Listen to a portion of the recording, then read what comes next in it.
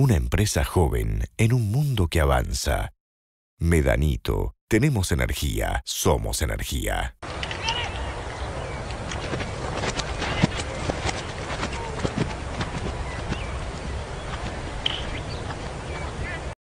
Créditos hipotecarios del Banco Ciudad. 20 años cuota fija y los últimos 3 años de regalo. Y ahora, si compras en la zona sur de la ciudad de Buenos Aires, te bonificamos la tasa en 4 puntos. Informate 0822 20 400, www.bancociudad.com.ar o en cualquiera de nuestras sucursales.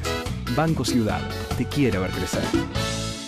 Una ciudad verde será más verde si las islas. Un mundo verde es posible si resistas. Una ciudad más verde la hacemos entre todos. Juga limpio, haciendo Buenos Aires. Buenos Aires Ciudad. UCES. La excelencia, un compromiso. www.uces.edu.ar.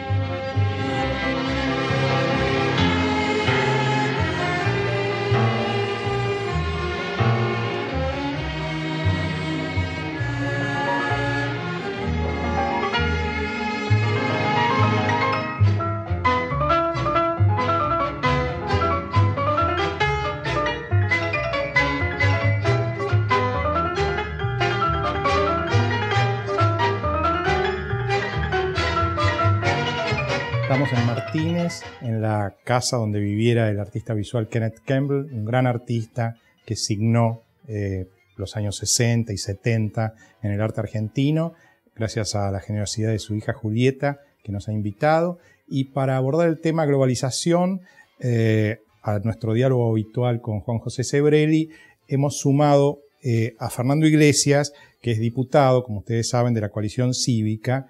La globalización es vista sin duda por la gente como una cuestión meramente económica, lo ve como Internet, quizá a lo sumo lo ven como la globalización de la justicia, cuando el juez Garzón llama a declarar a algún imputado que cometió que cometió delitos en lugares que no tenían que ver con su jurisdicción. Pero más allá de estas cuestiones, evidentemente la globalización está marcando un incipiente camino hacia la globalización política quizá, una especie de democracia global. Vamos a tratar de abordar este tema y sus repercusiones. No sé, Juan José, si querés comenzar explicando un poco esto en la historia. La globalización existió siempre, es algo inherente a la historia de la humanidad y no podemos remontar a los tiempos más antiguos, donde era realmente asombroso ver cómo las ideas, las tendencias se difundían por el mundo cuando no había casi medios de comunicación. Ejemplos típicos, las religiones tradicionales, budismo y cristianismo, cómo se difunden. El budismo de India a China, el cristianismo de lo que todavía hoy parece un lejano Medio Oriente, a Europa y después a América, ¿no? Y después el islamismo, indudablemente, del mundo árabe a España, etc. Y bueno, y también por supuesto, desde el aspecto político-militar, Alejandro, que llegó casi a conquistar toda la zona de Occidente, el Imperio Romano, que es una de las bases de nuestra civilización actual, era mundial, se enfocaba como algo mundial.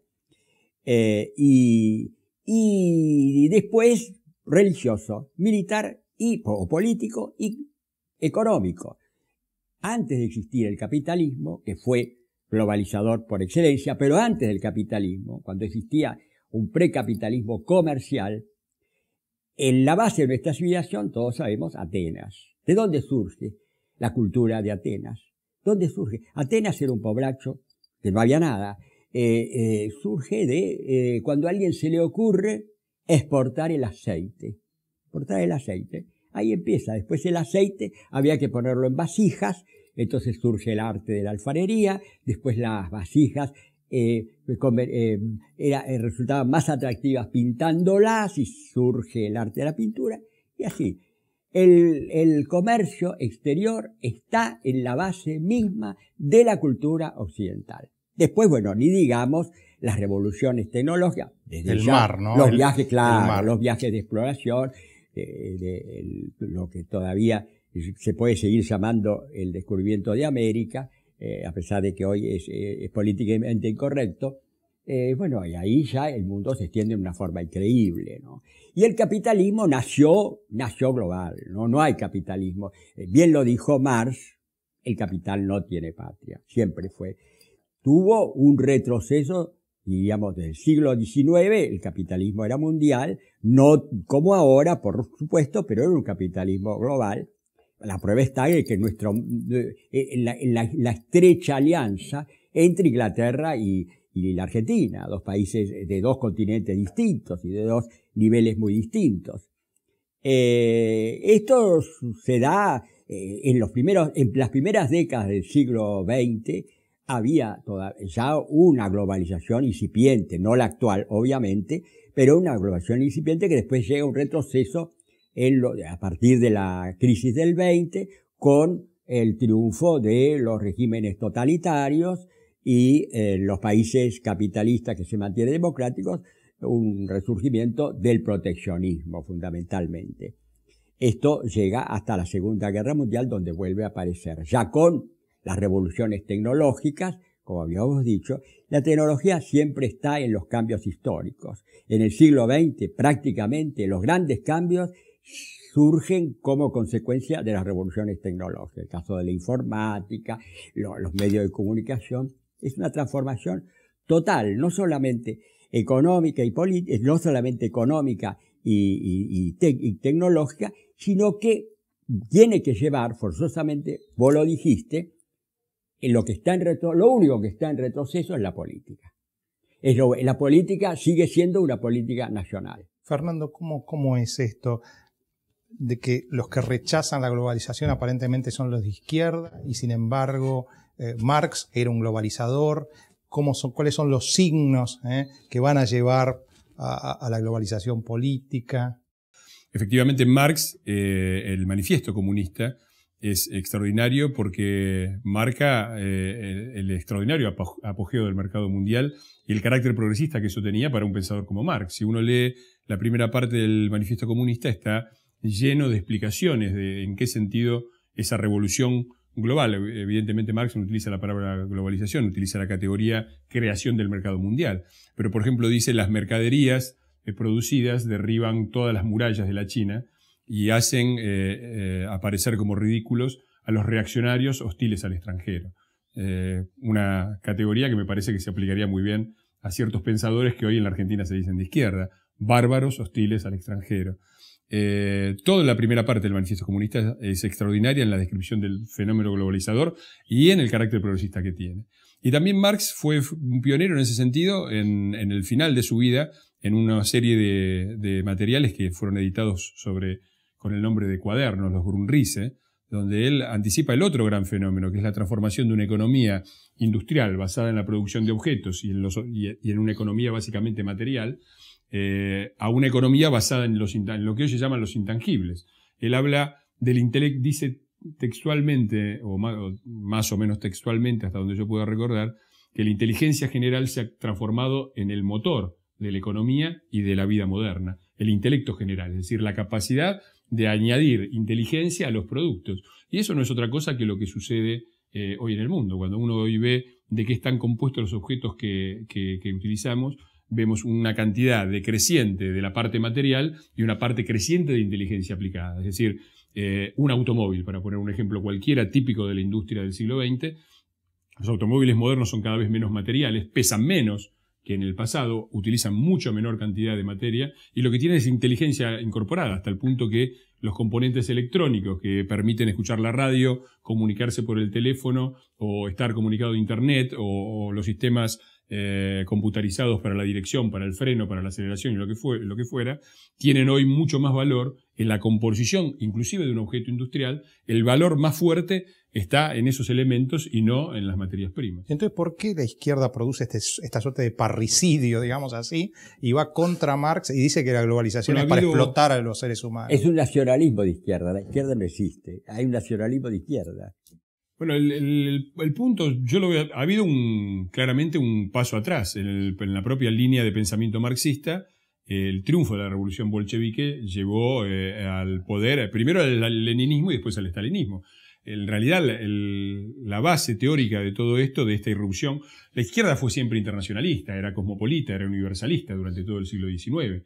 La irrupción del pensamiento nacionalista dentro de la izquierda, que para mí es una Trabajadores del Mundo Unidos, claro, era una globalización. Exactamente, ¿no? El Proletarios del Mundo Unidos cierra el manifiesto comunista, y lo paradójico es que justamente los que se unieron no fueron justamente los trabajadores, sino los capitalistas. La burguesía. Los que tuvieron la capacidad de ver que se venía un mundo global y que las alianzas globales y la capacidad de organizarse en una escala global era una fuente decisiva de poder en el mundo que venía, fue claramente la burguesía, una burguesía claramente cosmopolita, y los trabajadores quedaron, como el conjunto de los seres humanos, atrapados en el artefacto creado la pregunta tuya es ¿por qué este nacionalismo? Bueno, porque el Estado Nacional, que fue la gran invención progresista de los siglos XVIII y XIX, fue un extraordinario artefacto de progreso, de modernización y de ahora democratización. Es conservador. Ahora es el problema es que claramente en su momento fue la expansión desde los feudos hasta las naciones, y eso claramente tenía un carácter inclusivo, claro, progresista y dinamizador,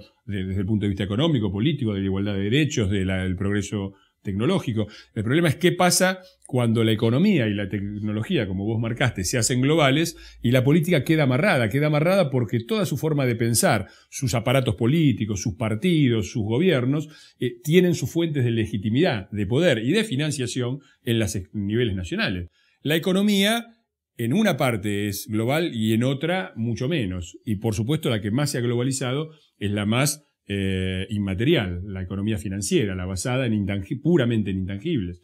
Ahora, el problema de la política es que avanza mucho más lentamente y con muchísimas dificultades. Y eso ha creado un enorme desbalance de poder entre una tecnoeconomía global y sistemas políticos, y sobre todo sistemas políticos democráticos atados a la escala nacional. Esto, y no una conspiración de Reagan y Thatcher, es lo que ha producido el fenómeno de la década del 90, el neoliberalismo, que muchos tienden a confundir con la globalización. Y ante esto, y cierro con esto, hay dos posibilidades. Tenemos un capitalismo global, un tecnocapitalismo global, poderoso, fuerte y activo en todo el mundo. Y una política democrática e igualitaria reducida a nivel nacional. Para compensar este desequilibrio hay una propuesta progresista y una reaccionaria. La propuesta progresista es globalizar la democracia, es decir, llevar la democracia a una nueva escala de actuación, como se llevó desde lo feudal a lo nacional en los tiempos de la construcción de las naciones. Un upgrade. Un upgrade.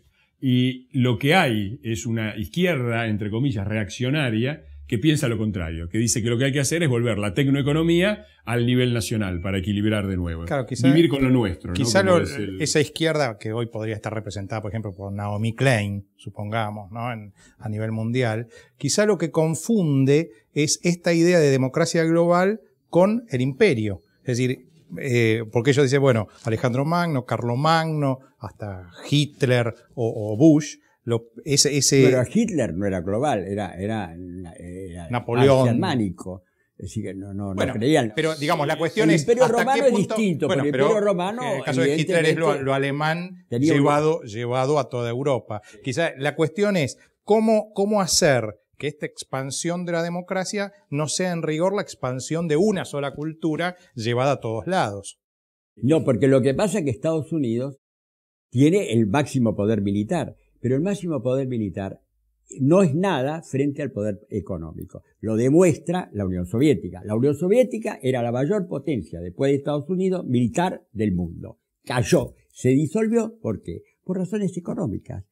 Por la crisis económica que vivía. Porque era inviable ese sistema económico. Estados Unidos, si se sigue empeñando en encerrarse en sí misma, le va a pasar lo mismo. La economía hoy es la que, y como ya lo sabía, lo que ya lo sabía Marx, rige sobre la parte militar. Y la prueba está de que todas las guerras que hace Estados Unidos en los últimos tiempos fueron un fracaso. Es decir, que yo no creo que se pueda hablar ya de imperialismo yanqui. Eso es una antigüedad que podía ser vigente hasta cierto punto en la década del 50 del siglo pasado. La idea de que Pero en una globalización tiene que predominar el más fuerte hasta cierto punto es razonable. Yo no me imagino, por ejemplo, juzgando a Gaddafi, me imagino a Estados Unidos o a España. No me imagino, por ejemplo, a Uruguay, de repente un juez uruguayo diciendo voy a juzgar a Gaddafi. Pero la izquierda apoyó a Gaddafi, toda la izquierda apoyó a Gaddafi. Chávez, Kirchner, no sé si entienden lo que digo. Castro, es decir, apoyaron todos si a Gaddafi. la justicia fuera mundializada, cualquier juez de cualquier lado podría agarrar y juzgar un delito de lesa humanidad de cualquier otro lado. Ahora, finalmente lo termina haciendo los países más fuertes, porque los países más pobres no pueden hacerlo respecto de... Pero a eso tiende el Tribunal Penal Internacional, que por el momento es muy imperfecto, pero preferible que exista eso que no haya nada. Bueno, hay que seguir transnacionalizando todas las organizaciones internacionales. La ONU mismo, ¿no? Que es muy imperfecta porque representa los intereses de cada una de las naciones. Transnacionalizar la ONU. Y hay una tendencia a que existan cada vez más organizaciones transnacionales, porque el capital lo es, ¿no? Los males del mundo actual, los grandes males del mundo actual, son males mundiales que si los estados están incapacitados para resolver. Sí, la droga, el tráfico, el mercado del las trabajo, enfermedades epidémicas, la falta de trabajo, la contaminación ambiental, todo eso es imposible, las mafias, todo es imposible encararlo desde el punto de vista. Se ha fracasado, Estados Unidos fracasa, no puede luchar contra la droga. Sí, quizá esto de la gripe A se pudo solucionar rápidamente por el nivel de globalización que hay. La fiebre española hace 100 años atrás causó infinita cantidad más de muertos. No más creo de que fuera muertos la gripe española que la Primera Guerra Mundial. Claro.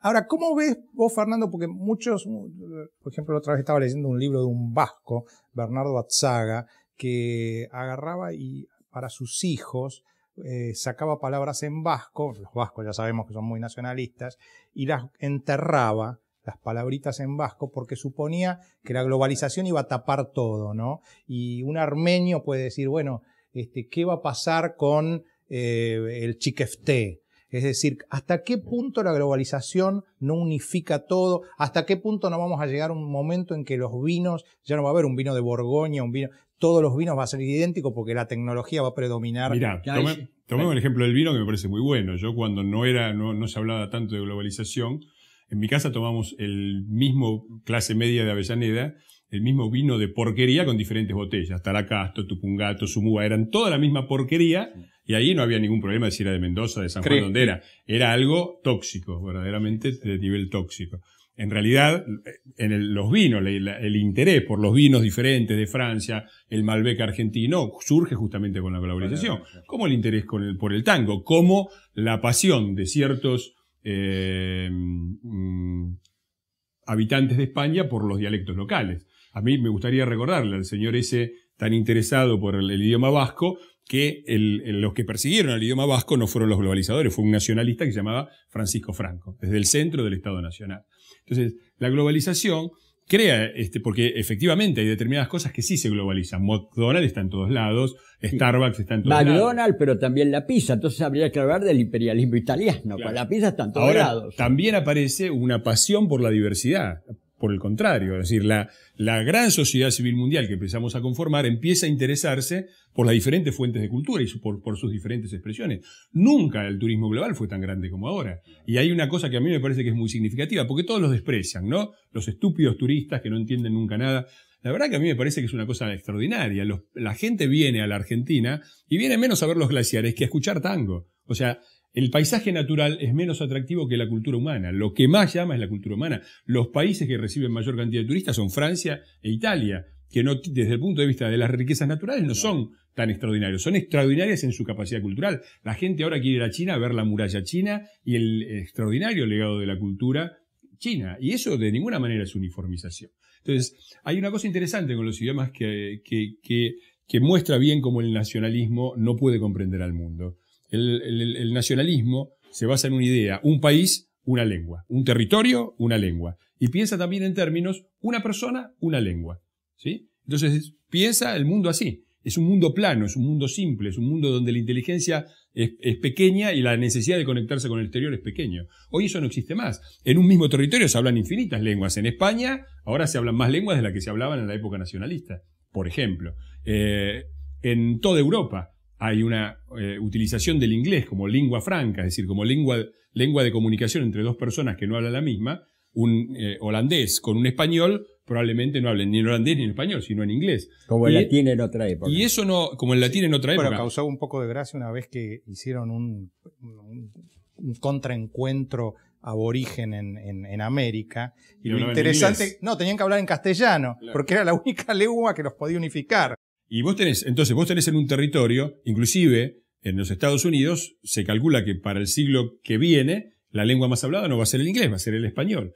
Entonces, la idea de que en un territorio se habla una sola lengua, que es la idea típica del nacionalismo, defendemos nuestra lengua porque los de afuera y qué sé yo, no existe más. Pero no existe tampoco más la idea de que una persona habla una sola lengua. Por ejemplo, si uno va a los lugares más avanzados del mundo, encuentra que las personas hablan 2, 3, 4 y 5 lenguas. Y eso nos lleva a que olviden, porque los holandeses que hablan y los alemanes que se comunican por ahí, a los alemanes es una mala idea, y los franceses, pongamos, ¿no?, que hablan entre ellos por ahí en inglés, no olvidaron sus propias lenguas. ¿Por qué? Porque en el nuevo universo que está basado justamente en la comunicación, en las ideas, la necesidad, el tiempo que tenemos a disposición para aprender más lenguas es mucho mayor y el valor económico y social que tiene aprender diferentes lenguas es mucho mayor. Entonces, los dos paradigmas básicos del lingüismo nacionalista, un país, una lengua, y un hombre, una lengua, no existen más. Y el nacionalismo queda desactualizado. Lo mismo, si entráramos en el análisis de todos los aspectos culturales y económicos, llegaríamos a una conclusión muy simple, que el nacionalismo fue una etapa particular de la historia de la humanidad, adaptado a una civilización básicamente industrial, basada en la producción de objetos, con un trabajo físico repetitivo. Ese mundo no existe Ahora, más. Juan José Fernández, ¿imaginan un gobierno mundial más o menos rápido? No, en las tres categorías que están en discusión y que ya algo esbozó Fernando, serían la individualidad, la universalidad o globalización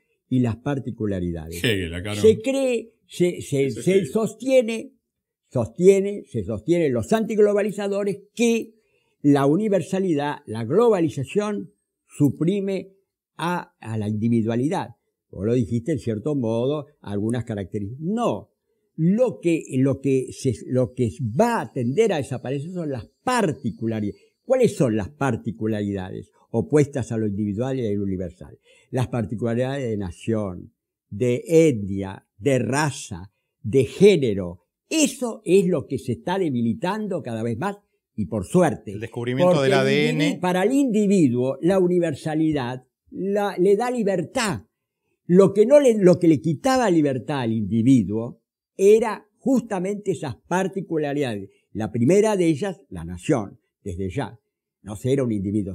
En la escuela nos enseñaban no a ser ciudadanos, nos enseñaban a ser soldados. Punto. A ser patriotas, no a ser ciudadanos libres, independientes y responsables. A ser patriotas. Es decir, que eso es lo que hay que acentuar.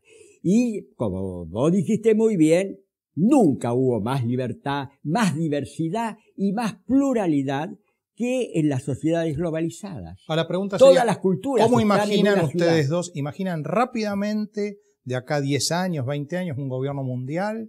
¿Lo imaginan a muy largo plazo? Yo creo esto. Yo creo que la idea de gobierno es una idea fuertemente relacionada con la idea de Estado. Y si nosotros pensamos que el orden político mundial se va a parecer al interno de los estados nacionales, le erramos. Yo no creo que los estados nacionales vayan a desaparecer, no creo que eso sea el futuro. Lo que yo creo es que van a ser resignificados dentro de una red política mucho más amplia, cuyo modelo quizás más a mano es el de la Unión Europea. Los estados europeos no han desaparecido, pero han resignado una parte importante de sus soberanías hacia un sistema político unificado que tiene un núcleo muy importante en su parlamento. Ahora, ¿en qué nivel está esto? Bueno, Yo creo que hay que poder pensarlo no en términos de gobierno, sino en términos de los tres diferentes sistemas que forman parte del gobierno complejo de las modernidades, que son el ejecutivo, el legislativo y el jurídico, el judicial. Desde el punto de vista del ejecutivo es quizás lo que avance más rápido. De hecho, existen ciertos embriones de poder político ejecutivo mundial, como son, por ejemplo, en el tema de la seguridad, el Consejo de Seguridad de las Naciones Unidas. En el tema económico-financiero, ahora tiene un rol central el G20. En otros temas, el G8. Esos son claramente poderes ejecutivos colegiados con capacidad de acción a nivel global, ¿no? Son una especie de embrión de una especie de poder ejecutivo mundial. El problema que hay es que están mucho menos desarrollados, muy poco desarrollados, el aspecto judicial y el legislativo. En el aspecto judicial aparece, como mencionó Juan José, la Corte Penal Internacional, que es el primer intento, que tiene enormes problemas, capacidad punitiva, con poca capacidad punitiva, con un sesgo claramente primermundista. Se juzga a los tiranos de África. Claro. Tiene 5 casos la Corte Penal Internacional. Los 5 son tiranos africanos. Sí. Cuando se hizo una moción para juzgar, para empezar un proceso a Bush por crímenes de guerra, fue rápidamente archivada. Y de hecho, la Corte no puede actuar por ejemplo, en los Estados Unidos y en otros países, porque no han adherido al estatuto de la Corte. Entonces se da el caso ridículo que ahora con lo que está sucediendo con Gaddafi, Estados Unidos y China, que son 2 países que no adhirieron, piden que la Corte Penal Internacional, a la que sus ciudadanos no están sometidos, juzguen a Gaddafi, ¿no? Estamos en un terreno contradictorio. Y el tercer punto, que es el central, porque para mí es el centro de la democracia, es el Parlamento. El corazón de la democracia, según Tocqueville y de todos los autores, ha sido siempre el Parlamento y no el Ejecutivo. El diálogo, la capacidad de hablar. Lo dice un diputado. Exactamente. Te agradecemos, Fernando, y ha sido muy rica tu presencia. Muchas gracias.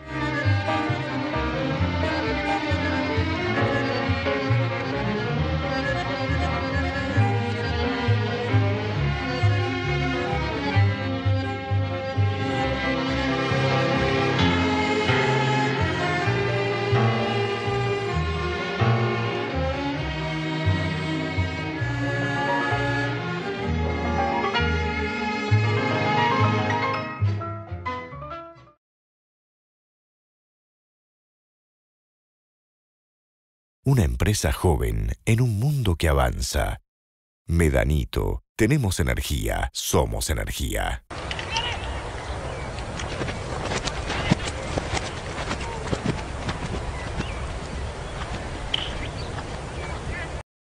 Créditos hipotecarios del Banco Ciudad. 20 años cuota fija y los últimos 3 años de regalo. Y ahora, si compras en la zona sur de la ciudad de Buenos Aires, te bonificamos la tasa en 4 puntos. Informate 0822 20 400, www.bancociudad.com.ar o en cualquiera de nuestras sucursales. Banco Ciudad, te quiere ver crecer. Una ciudad verde será más verde si lo reciclas. Un mundo verde es posible si lo reciclas. Una ciudad más verde la hacemos entre todos. Juga limpio, haciendo Buenos Aires.